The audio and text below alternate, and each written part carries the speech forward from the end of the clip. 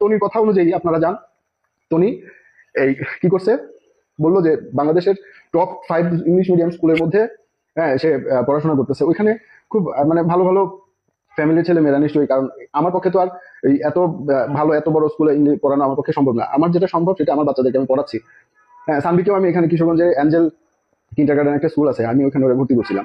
তো আমি আমার সামর্থ্য অনুযায়ী বলবো, একটা সমাজ তো আছে, আরো 10টা গার্ডিয়ানের বাচ্চারা ওখানে পড়ে, তারা কি বলবে? তারা তো প্রশ্ন করবে। আমি আপনাদের কাছে হাত জোর করি, আবার সানবিটারে এই ধরনের কোনো বাজে কোশ্চেন করেন না। কারণ মানুষ তো আসলে কারে কি বলতেছে এই ধরনের কথা, যে একজন যদি যায় প্রশ্ন করে যে সানবি তোমার বাবা কি তোমাকে ব্যাট টাচ করে, আমার মেয়েটা কি পরিমাণ মেন্টাল একটা ট্রমাটাইজ হয়ে যাবে আপনি চিন্তা করতে পারেন।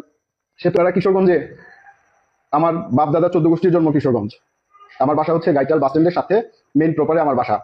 আপনারা কিশোরগঞ্জে আইসা যে কাউরে জিজ্ঞেস করতে পারেন যে শোয়েব কোনোদিন কারোর সাথে বেয়াদবি করছে কিনা, অথবা শোয়েবের নামে কোথাও একটা জিডি হয়েছে কিনা, অথবা শোয়েবের নামে কোথাও একটা সালিশ বসছে কিনা, কোন একটা বিচার গেছে কিনা, আপনি জিজ্ঞেস করতে পারেন। 18 বছর ঢাকায় ছিলাম, কোনোদিন কেউ আমার বাবাকে কমপ্লেন করতে পারে নাই। কোনোদিন আমার কোনো রিলেটিভ, আমার ঢাকায় অসংখ্য রিলেটিভ আছে, খুব ভালো ভালো জায়গায় আছে, তাদেরকেও কোনোদিন আমার কাছে আগে আমার কোনো প্রবলেম হয়ে আমি ক্রিয়েট করে ফেলছি এর জন্য আগায় যেতে হয় নাই। হ্যাঁ, আমি মূর্খ, আমি তনিরে শিক্ষিত বানাইছি, আমি তনিরে শিক্ষিত বানাইছি, আমি ওরা পড়াশোনা করাইছি। আমার সানবিটা যখন আসতো, আমি ওর বাসার নিচ থেকে যায় নিয়ে আসতাম, আমি ওর বাসার নিচ থেকে যায় নিয়ে আসতাম। এটা কিছুদিন ধরে হচ্ছে, এর আগে হিয়া কুলিয়ারচর পর্যন্ত নিয়ে আসতো, আমি ওখান থেকে যায় কুলিয়ারচর থেকে যায় আমি সানবিরে পিক করে নিয়ে আসতাম। তো সে আমার পরিবারের নামে আমার নামে অনেক ব্লেম দিছে। আমি কিন্তু শুধুমাত্র যে সানবি আমার কাছে আসতেছে যাচ্ছে, এবং সানবি যে আমার কাছে আইসা কিভাবে ছিল, তার দাদা দাদির কাছে কতটা আদরে ছিল, সেটা কিন্তু তনি আপনাদের সামনে স্বীকার করছে। ইভেন সানবি যখন আমার কাছে আসতো যাইতো, তখন কিন্তু আপনারা কেউ বলতেও পারবেন না, যে কিশোরগঞ্জে কেউ বলতে পারবে না যে সানবিকে নিয়ে আমি ওপেন ঘুরে বেড়াইছি, কোথাও পোস্ট দিছি যে দেখো আমি সানবির বাবা, এরকম কখনোই বলি নাই। তো রোজায় আমি যখন খুব প্রেশার দিচ্ছিলাম, সানবিকেও আমি বলতেছিলাম যে বাবা দেখো, মুসলমানদের এরকম এরকম শর্ট কাপড় পরে, তুমি তো এখন ছোট, তুমি একটা সময় বড় হবা, এগুলা আমাদের ইসলাম ধর্মে নিষেধ করা আছে। তো ছোট মানুষ আমার এখানে থাকলে যেভাবে বুঝে, ঢাকায় গেলে ওর মা যেভাবে বোঝায়, একটা শিশু হচ্ছে কাদামাটির মতো, আপনি যেভাবে তাকে গড়ে তুলবেন সে ঠিক ওইভাবেই গড়ে উঠবে। তো এখন অনেক কথাই হয়তো বা আমি এর মধ্যে ঢাকায় যাই, আমি আমার সানবির সাথে দেখা করতে, গত রোজা ঈদের পরে যখন আমি ওরে যাই দিয়ে আসছি, সে অনেক কান্নাকাটি করছে। এবং যেহেতু আমি সানবির আইন বলে যে ওর মা যদি রাখতে চায় ওর মার কাছে থাকবে, তো সারফরাজের বাবা যতদিন ছিল আমার তো প্রবলেম ছিল না, আমার মেয়েটা ওখানে সেফ ছিল। তো এখন শুনতেছি যে সে পাঠাই দিবে কোথায়, আমার মেয়েকে জানুয়ারি মাসে লন্ডনে পাঠাই দিবে, এবং এমন একটা মানুষের কাছে পাঠাই দিবে আপনাদের মাধ্যমে, এই অনলাইনের মাধ্যমে কিন্তু আমি জানতে পারছি যে উনি একজন ক্রিমিনাল। তো পৃথিবীর কোনো বাবা, আপনারা যারা বলতেছেন মেয়ে লন্ডনে যাক, তুই তো একটা অশিক্ষিত গেয় মূর্খ ভূত, তুই কিভাবে বুঝবি লন্ডনের পড়াশোনার কত মূল্যায়ন এই সেই, আমি আমি মূর্খ, মেনে নিছি আমি মূর্খ, এতে তো কারো সমস্যা নাই, আমি তো কারো কাছে যায় বলেও নাই।